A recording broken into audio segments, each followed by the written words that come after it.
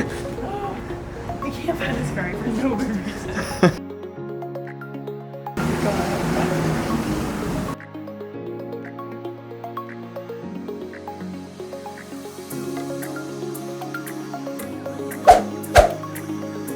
Today we are visiting some temples here in Bangkok. Thailand has over 40,000 temples, and a couple hundred, if not a couple thousand of them are in Bangkok alone. Today our goal is to see a grand total of 4.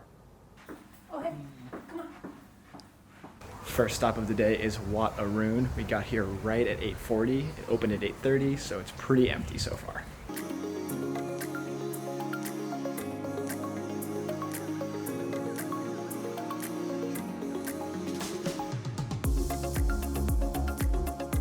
Not sure if you can tell, but these stairs are very steep and precarious.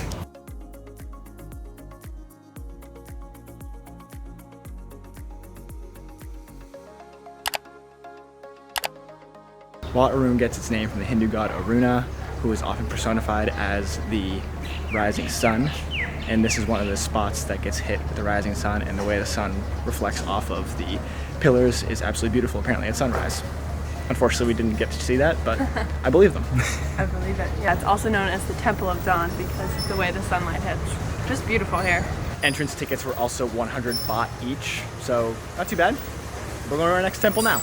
Also, the tragic news is that I left my hair tie in the car, and it's really hot today. I can already feel it matting down. So I'm gonna have to find a solution soon.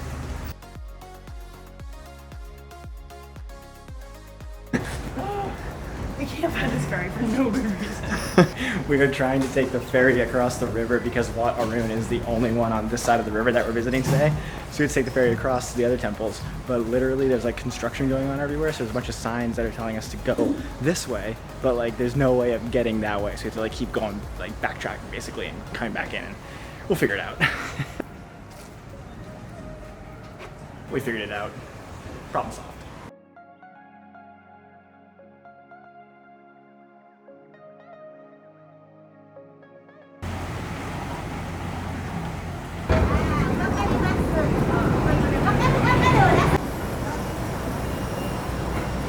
$5 each for a 5-minute ferry ride, and our next temple is Wat Pho. Looks different than Wat Arun, but very pretty.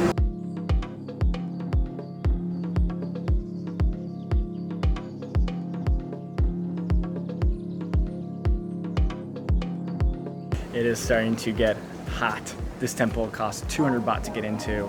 It's starting to get way more crowded also. The tour groups are coming in. So I'm glad we saw our first temple when we were pretty much the only ones in there. It was very nice. And now we're just gonna have to expect that this is what the rest of the day is gonna look like. It's only gonna get hotter and it's only gonna get more crowded. And Sarah's hair is only gonna get wetter. Oh my god, can you see it? Oh yeah. It's nice and matted. I am so hot. This temple is way bigger than Wat Arun. Wat Pho is one of 6 temples in the highest class of Thai royal temples, and it is also the earliest center for public education in Thailand. Another thing you want to be sure of to not disrespect the temple is that when you're stepping through doorways, if there's a threshold, not to step on the threshold, but over it.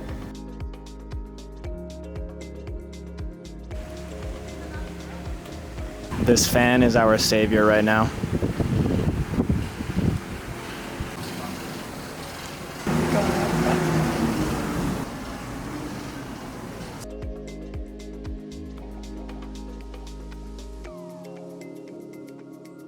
So much bigger than KJ thought.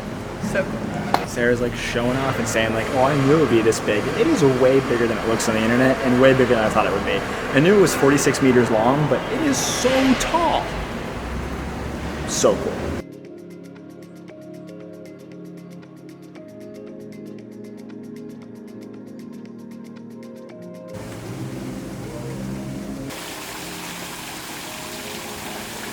With the price of your entry ticket, you also get a free bottle of water, and that came in clutch today. It was nice and cold right from the vending machine. Felt so good. Got rubber bands on this very nice couple, and then I bought a postcard. Crisis has been somewhat averted. Wat Pho was built in 1832 by Rama III, and the reclining Buddha was built in like 1848. The image of the reclining Buddha represents the entry of Buddha into nirvana and the end of all reincarnations. That's a wrap on Wat Pho. 2 temples down, 2 more to go. Can we do them before we melt into the sidewalk? Stay tuned. It's only a 15-minute walk to the Grand Palace, so we're going there now. So the Grand Palace is going to cost us 500 baht each, and that gets us access to 3 things: the Grand Palace, Wat Arun, and the Temple of the Emerald Buddha. You have to be really careful here because there are a lot of scams outside, and you just need to make sure that you're only paying in the entrance, paying that fee, 500 baht. Don't listen to anyone else trying to convince you otherwise. Alright, we just took a tuk-tuk to a restaurant for lunch. Could not have the camera microphone on in the Grand Palace, so we had to take it off, didn't want to talk in there. Basically, we saw some of the Grand Palace. It's an absolutely massive complex, so we could not see the whole thing because we were way too hot and sweaty. Saw the Temple of the Emerald Buddha. It was very pretty. All of it was really spectacular to see, but not our favorite. It was very strict in their policies. Like I said, couldn't have the camera microphone on. Sarah got told to like button her shirt up a little more. And we're really hot at this point, and it was just really big, and the other ones felt more intimate this morning, and this felt more of a production. We also had to walk like literally around the whole thing, and then like more just to get there. It was very like, I don't know, commercialized? I don't know. Yeah, it definitely felt very commercialized, but now it's time for lunch, and we are back at Anya's, where we got that delicious pineapple fried rice the other day, and I think we're gonna get it again because it was that good. Per usual, that was absolutely delicious. Air conditioning has, I don't think ever felt so good. We're drier than we were when we went in, and we're right back outside in the heat. But we have one more temple to go to today. But before that, we have one more stop that we're gonna make because we're still a little hungry. Well, apparently Khao San Road is really dead in the middle of the day, and there's no vendors out with mango sticky rice or smoothies, so we're sad, but we'll just hit the next temple and maybe find some smoothies after that. Okay, last temple today, Wat Benchamabophit. I think I nailed that first try, aka the Marble Temple, the quietest one we've been to so far. Admission here is 50 baht per person, so it is the least expensive temple we've been to today.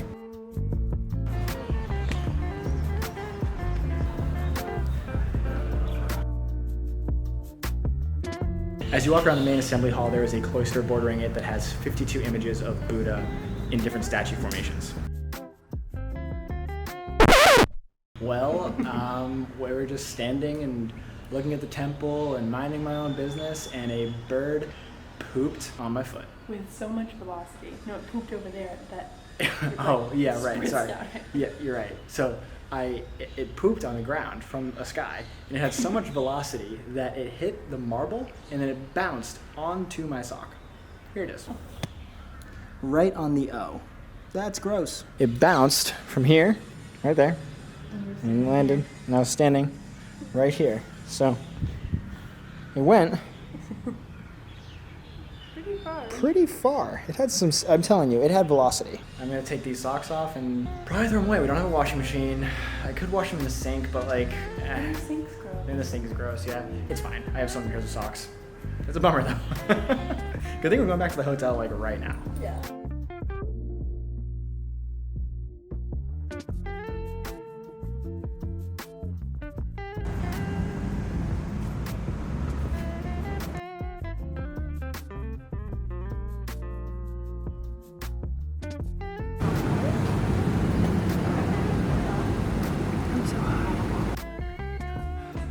Well, that was awesome. 4 temples, not 4 hours, probably like 5 hours. Just so much fun. We're really hot and sweaty, but yeah, that was awesome. Also, wanted to run by some helpful tips or tricks for going to the temples. So basically, when I was looking online, I found a few like cultural etiquette rules that you should follow when going to temples in Thailand. The first one is that you should cover up. I couldn't necessarily find like what the full broad definition of that was. Some websites said you had to wear shorts that went past your knees if you're a guy, and sleeves like t-shirts would be fine. Other websites said you had to wear pants. Other websites said that like sleeves couldn't be rolled up if they were short sleeves, etc., etc. And for women, you definitely have to cover your shoulders. You have to make sure your chest is covered. No crop tops. You you have to be covering your knees, so I had like these flowy pants on. They're definitely strict. I got called out because I didn't have this buttoned and my belly was showing with my crop top. We were just coming in, so I wasn't trying to be disrespectful at all, but those are the rules for women. The Grand Palace, like we said, was the most strict. But basically what we ended up doing was I ended up just wearing like a light long sleeve and pants. I didn't want to be culturally offensive at all. I just kind of wanted to like go about my day. And then Sarah, like she said, only got yelling at, like, well, she didn't even get yelled at. She just got told to button her shirt, which is totally fine and understandable. The second thing, like I said earlier, is don't step on the thresholds of doors. The doors are like really culturally significant in Buddhist culture. I forget why, to be honest with you, but it's basically just step over them. Not hard to do. Just like you'll see everybody doing it. It's honestly, some of the thresholds are like pretty raised, like up like 6-7 inches off the ground. Like you kind of have to step over them. Like you'd almost have to like purposefully step on them, but just something to keep in mind. Third, sandals, no flip-flops. You could wear sandals like chacos that had like straps on the back. We just wore sneakers. We don't have sandals. We have our flip-flops, so we weren't gonna wear those. What was the fourth one? Anything fourth? Oh yes, and no PDA. So like, yeah, I mean, not super hard to avoid. You know, like just don't kiss for like 4 hours. So hard to avoid. You. Number 5 is that you have to take your shoes off at certain points. There's signs. They'll tell you when you have to take your shoes off. It's not like you have to be like a guessing game like, oh, like, do I need to take my shoes off here? Like, it's very obvious. Like, there's a pile of shoes, or they hand you a bag to carry your shoes in. So number 6 is, like, don't point with your fingers or your feet. Feet in Thai culture or Buddhist culture are very considered dirty. So, like, showing your feet to somebody is apparently offensive. So keep that in mind. I don't know why you would show your feet to somebody, but just don't do that, I guess. And then pointing at a monk or Buddha is also considered offensive. So try not to do that. So number 7, also KJ was doing some research on women, and in Buddhist culture, women should never touch a monk or his robes. If you want to give something to a monk, you should give it to a man to then give to the monk.